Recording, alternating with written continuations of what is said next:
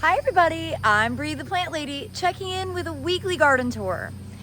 Now, we have been getting a ton done. Today, the chainsaw came out, so we got some serious trees cut back, and I can't wait to show you everything that is going on here in our Zone 7 North Carolina garden. So, let me turn the camera around and show you everything that's going on in my backyard. Be sure to tune in tomorrow for the weekly garden tour showcasing everything that's growing out front. Well, we're gonna start at the woods, and you can see David's mowing. This hydrangea is starting to flower a bit more. Of course, we've had 4 inches of rain since my last weekly garden tour. So everything was very wilted back here in the woods, and everything now is much more perky and happy looking.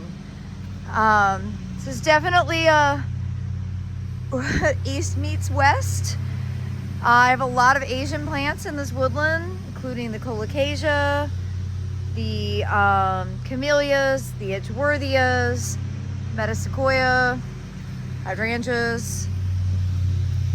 This edgeworthia 2 weeks ago looked absolutely terrible. It looked like death. It's amazing what a little rain will do to perk everything back up. That variegated oryxia back there really brightens the edge of the woodland. That woods is dense and really unmanaged, and I think it's gonna stay that way. And here you can see, I don't know, Fuji Waterfall or Runaway Bride. This hydrangea has a couple different names, but it's nice that it is blooming. You can see how all my stuff is a little more blue than white, and that's from the acidity of the native soil. And I'm really pleased that the woodland is perked back up after a dry spell. You can see across the border there, the limelight hydrangea is starting to put out some blooms, and those will just keep getting bigger and bigger. And along here, I want to show you the transformation. So, I've never put a lot of effort into this garden surrounding the garage. It's just kind of random woody material. And for 10 years, I've had 2 Golden Rider Leyland cypress, which it's not a great plant. It's just that I like using it for cut foliage at the holidays, but I really didn't need 2 of them. So today, we removed one entirely, and so we have this nice big open chunk of this peninsula to be able to plant.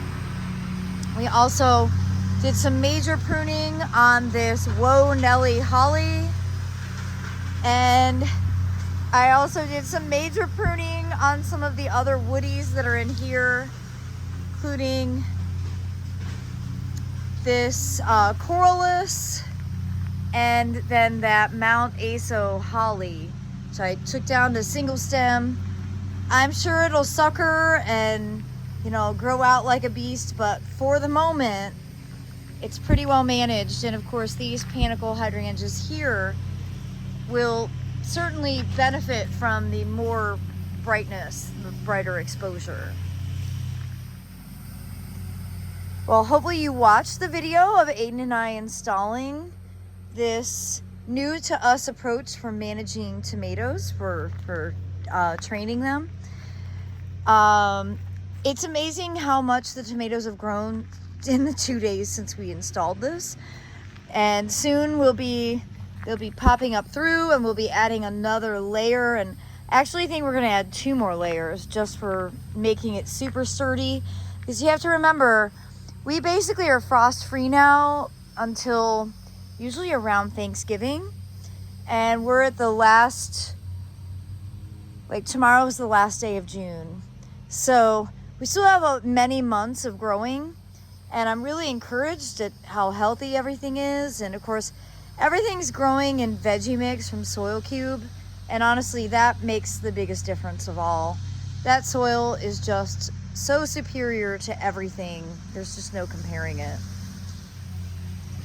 So as we walk up to the fire pit, I posted a more in-depth tour of the fire pit earlier this week, but you can see that this fig that I didn't cut back is absolutely covered in fruit that hopefully will ripen sooner than later. And the raspberries that are in these 100-gallon pouches are doing well. These typically fruit later on in the summer, like in August. Now there has been an insect boring into them and basically taking out the tips, and I'm not exactly sure what the insect is. I need to do some research online. But this plant, basically every tip died back. So I know I have some kind of boring insect. Now as we come along here, you can see I've got some plants staged that I think are going to end up going in place of that Leyland. And we also got this border replanted. So we did put in a bunch of Treasure Island sweet potatoes, but I also seeded okra. And then there is arugula self-sowing. That's what all of that is. That is all arugula. And then there's some milkweed, of course, asparagus and bananas as the back wall. And then that mangave that we transplanted is getting settled in here. And all of these potted heirloom tomatoes look great. They have fruit on them. Just nothing quite ripe yet. I just wanted to show everybody that this is in fact a pathway. During the spring from the poppies, you couldn't walk through here, but it's so nice to have it. You can see all of this. I suspect that is all arugula. This little thing here, we'll find out. Some sort of brassica crop that loves to grow in the pathway. And we have gotten this arch pretty well planted. We have a sweet potato there. And then we did some cucumbers along there as well. And then we've got a tomato with some more sweet potatoes in this pot. Of course, this champagne grape growing in Fuquay Farina. That is kind of the perennial vine. And I'm really excited to show you that the phlox that we did the Chelsea chop on back in May is in fact starting to flower now. And it looks great. We've seen some pollinator activity, but it'll certainly increase in the coming weeks. Usually the life cycle of the swallowtail, there's more swallowtail butterflies in mid to late July. For my region, that seems to be the predominant time. And you can see this border that has the Plectranthus and Lantana and Dusty Miller and the transplanted snapdragons from the winter interest pots. Everything is settled in really nicely and it's all looking really beautiful. So probably the biggest transitions are here at the back of the deck. And we did this today. So be on the lookout for our videos that explain exactly what we did. In this bed, it's primarily seed. We did okra and yellow squash and zinnias, actually a whole bunch of stuff. We also did some of the Treasure Island sweet potatoes to be the ground cover. And then we mimicked that over here, but we also got some permanent plantings in, including crinum on either side there. Of course, that foster holly is gone, which is amazing.